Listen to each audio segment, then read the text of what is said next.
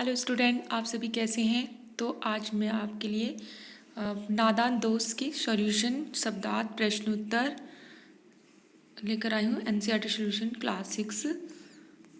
तो आगे देखिए बच्चों। तो हमारा जो पाठ का नाम है कक्षा 6 से नादान दोस्त, जो प्रेमचंद के द्वारा लिखी गई है। आपको मैंने पढ़ाया था।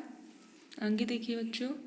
सबसे पहले मुंशी प्रेमचंद के बारे में आपको कुछ जानकारी देना चाहती हूँ। उनका जीवन परिचय है। वो साहित्य के बहुत बड़े कवि थे। तो उनका जन्म वगैरह कब हुआ था ये मैं आपको बताऊंगी। जन्म हुआ था 31 जुलाई सन 1880। जन्म स्थान है लम्ही, उत्तर प्रदेश। उत्तर प्रदेश में लम्ही में हुआ था उनका जन्म। उनकी मृत्यु हुई थी 8 अक्टूबर 1936। मूल नाम है धनपत राय श्रीवास्तव।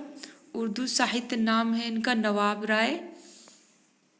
प्रसिद्ध नाम था इनका प्रेमचंद। पिता अजायब राय, माता आनंदी देवी, पत्नी शिवरानी देवी इनकी दूसरी पत्नी थी। संतान श्री राय और कमला देवी। चलिए अब मैं शुरुआत करती हूँ नादान दोस्त के पाठ के शब्दार्थ।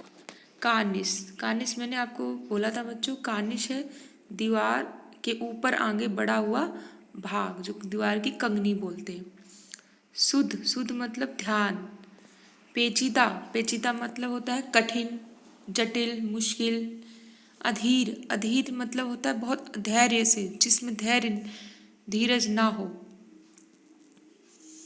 जिज्ञासा, जानने की इच्छा।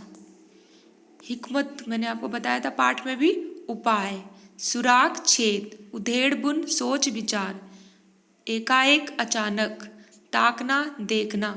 कसूर होता है दोष या अपराध। चिथड़े माने फटे हुए कपड़े, हिफाजत, रक्षा। तकलीफ, कष्ट, प्रस्ताव, सुझाव। अब इस पाठ के प्रश्न उत्तर हैं।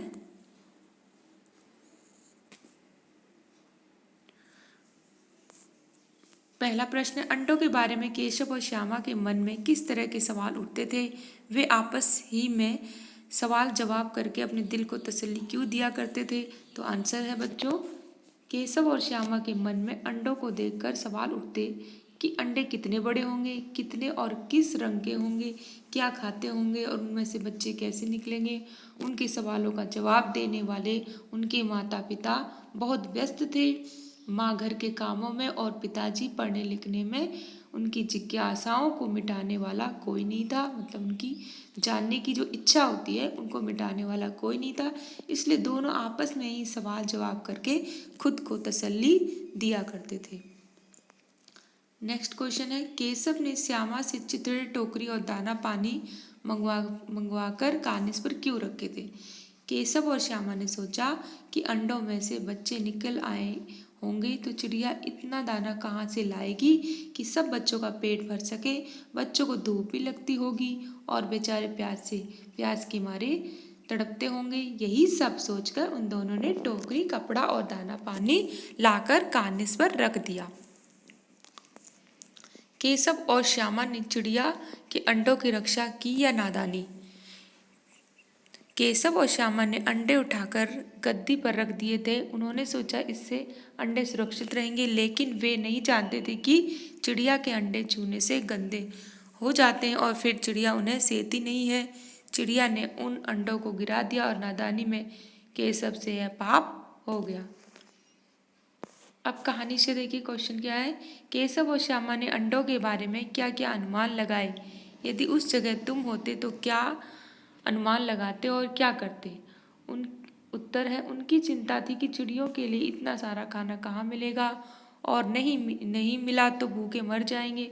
ऊपर इतनी धूप है, उन्हें कितनी धूप भी लगती होगी। पेड़ की छांव नहीं है, ऊपर पानी भी देने वाला कोई नहीं है।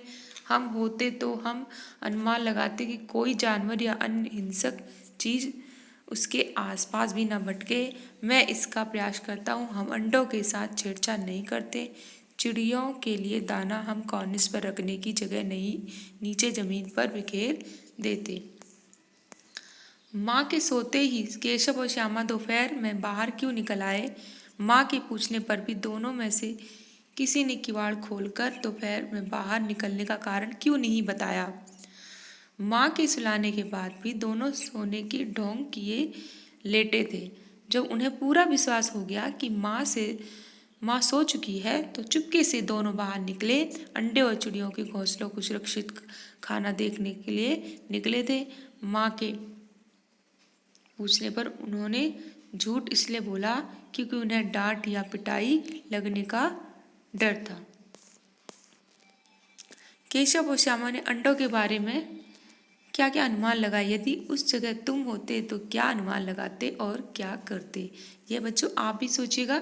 उनकी चिंता थी कि चिड़ियों के लिए इतना सारा खाना कहाँ मिलेगा और नहीं मिला तो भूखे मर जाएंगे। ऊपर इतनी धूप है, उन्हें कितनी धूप भी लगती होगी। पेड़ की छांव नहीं है, ऊपर पानी भी देने वाला कोई नहीं है। हम होते तो हम अनुमान लगाते कोई जानवर या अन्य हिंसक चीज उसके आसपास भी ना भटके। मैं इसका प्रयास करता। हम अंडों के साथ छेड़छाड़ नहीं करते। चिड़ियों के लिए दाना हम कॉर्निस पर रखने की जगह नीचे जमीन पर बिखेर देते।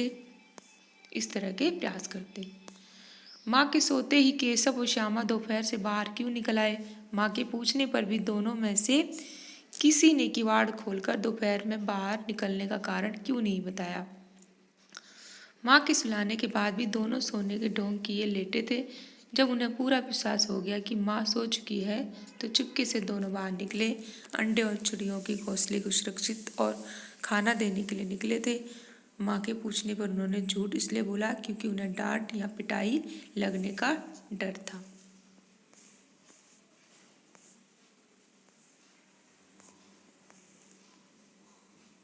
ये तो ऐसे ही है बच्चों। नेक्स्ट क्वेश्चन मैं करा चुकी हूँ, ये भी वैसे ही है। यहाँ से शुरू करते हैं भाषा की बात से। तगड़े बच्चे, मसालेदार सब्जी, बड़ा अंडा। यह रेखांकित शब्द क्रमशः बच्चे, सब्जी, अंडे की विशेषता यानी गुण बता रहे हैं, इसलिए विशेषणों को गुणवाचक विशेषण कहते हैं। इसमें व्यक्ति या वस्तु के अच्छे बुरे हर तरह के गुण आते हैं। आप 4 गुणवाचक विशेषण उनके वाक्य बनाओ। देखिए जैसे गुण, वाक्य क्या बनेगा? जिज्ञासा, बच्चों में जिज्ञासाओं की कमी नहीं होती। नीला, ये भी गुणवाचक है, समुद्र का पानी बिल्कुल नीला रहता है। मोटी, मेरी आधी से ज़्यादा पाठ्यपुस्तक मोटी और भारी है। मीठा, आयुष के पापा बहुत मीठा बोलते हैं। आगे देखिए, केशव ने झुंझलाकर कहा। केशव रोनी सूरत बनाकर बोला। केशव घबराकर उठा। केशव ने टोकरी को एक टहनी से टिकाकर कहा। श्यामा ने गिड़गिड़ाकर कहा। ऊपर लिखे गए वाक्यों में रेखांकित शब्दों को ध्यान से देखो। ये शब्द रीतिवाचक क्रिया विशेषण का काम कर रहे हैं क्योंकि ये बताते हैं कि कहने वाले और उठने की क्रिया कैसे क्रिया हुई। कर वाले शब्दों को क्रिया विशेषण होने। ये हो चुका था बच्चों। देखिए कि एक पहचान यह भी है कि ये अक्सर क्रिया से ठीक पहले आते हैं। अब तुम भी इन 5 क्रिया विशेषणों का वाक्यों में प्रयोग करो। झुझलाकर यानी माँ बच्चों की जिद से झुझलाकर चली गई। बनाकर, कारीगर लकड़ी की वस्तुएं बनाकर बेचता है। घबराकर, बुरा सपना देखकर राम नींद में घबराकर उठ गया। टिकाकर, श्यामा अपना सिर दीवार से टिकाकर खड़ी थी। गिड़गिड़ाकर, एक बच्चा अपनी माँ के इलाज के लिए गिड़गिड़ाकर डॉक्टर से भीख मांग रहा था। ये मैं आपको करा चुकी हूँ। तो बच्चों ये थी आपकी एक्सरसाइज और उसके प्रश्नोत्तर अभ्यास शब्दार्थ। तो आपको वीडियो अच्छी लग रही है तो लाइक सब्सक्राइब अपने दोस्तों के साथ जरूर शेयर करें। बच्चों आप शेयर नहीं कर रहे हैं तो प्लीज़ बच्चों आप शेयर कीजिए। जितना ज़्यादा शेयर करेंगे उतनी बच्चों की हेल्प हो सकेगी। तो तब तक के लिए बच्चों बाय बाय। और अपने कमेंट जरूर दीजिए कि आपको वीडियो कैसी लग रही है, तो ताकि मैं आपको और भी अच्छा कराने का कोशिश करूँगी। ओके बच्चों, बाय बाय।